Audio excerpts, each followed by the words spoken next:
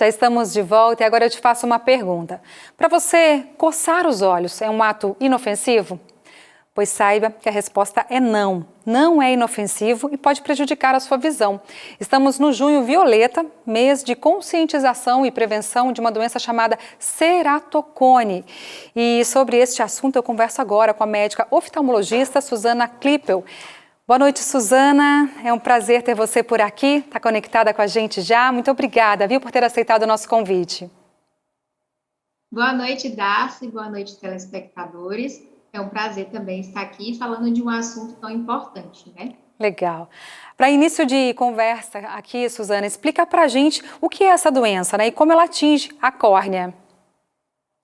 Então, ceratocone é uma doença caracterizada pelo afinamento e abaulamento da córnea.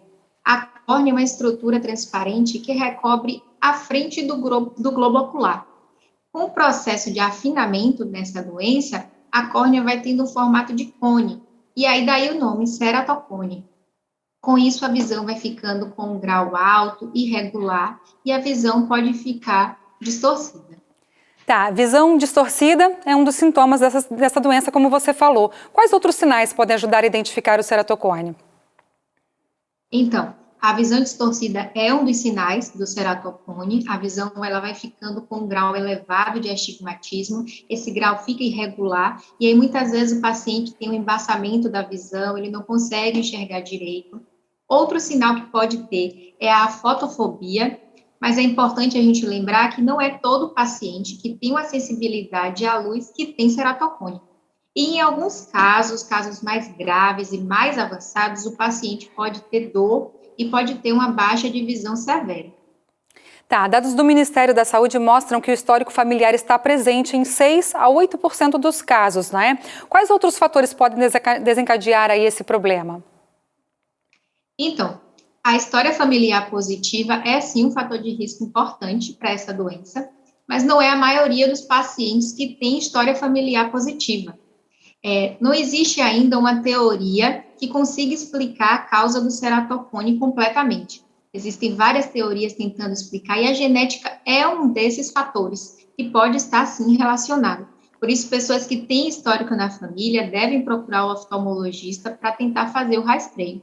E aí, como é que estimula essa doença? A gente volta para o primeiro tópico que você falou, que o principal é o ato de coçar os olhos. O ato de coçar o olho, ele pode induzir esse afinamento da córnea por esse movimento de fricção, e aí pode levar ao agravamento do ceratocone ou até desencadear o ceratocone naquelas pessoas que têm uma predisposição a essa doença.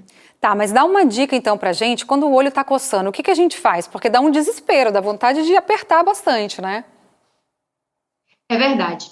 Bom, o ideal é não coçar os olhos, mas aí você pode fazer compressas geladas, porque aí ele pode aliviar. É bom entender qual é a causa dessa coceira, se é uma blefarite, que é uma inflamação na pálpebra, então a gente tem que fazer uma higiene correta, a gente pode usar um shampoo neutro infantil para fazer a higiene dos cílios, porque muitas vezes a gente acumula oleosidade da pele mesmo, e isso faz coçar.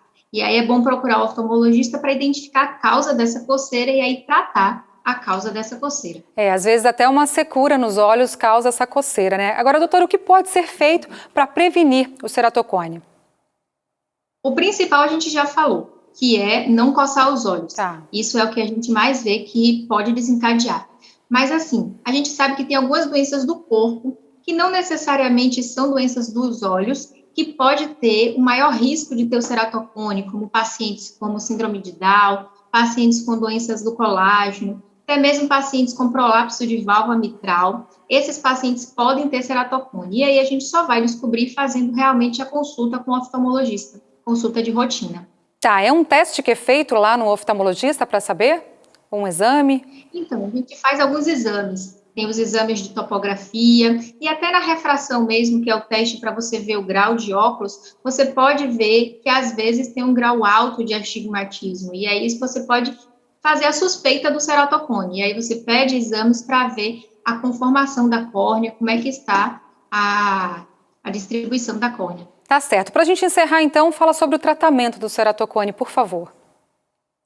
Então, existe tratamento para o ceratocone, Não existe cura para o ceratocone, mas existe sim tratamento, que vai desde uso de óculos, lente de contato, a lente de contato pode ser gelatinosa, rígida, e todas essas lentes, o óculos e a lente, ela visa melhorar a acuidade visual. É importante lembrar que a lente de contato não vai evitar a progressão do ceratocone, mas ela melhora a acuidade visual. Mas a gente tem também o tratamento com crosslink, que é uma alternativa para tratar a progressão do ceratocone. A gente tem o anel intraestromal, que é uma técnica que a gente faz para tentar regularizar a superfície da córnea e melhorar a acuidade visual. E em alguns pacientes que não resolvem com esses métodos que a gente falou e ainda assim tem uma visão baixa, a gente pode fazer o transplante de córnea. Entendi. Doutora, muito obrigada, viu? Um abraço para você e você aí de casa, nada de coçar os olhos. Verdade. Obrigada. Tchau, tchau.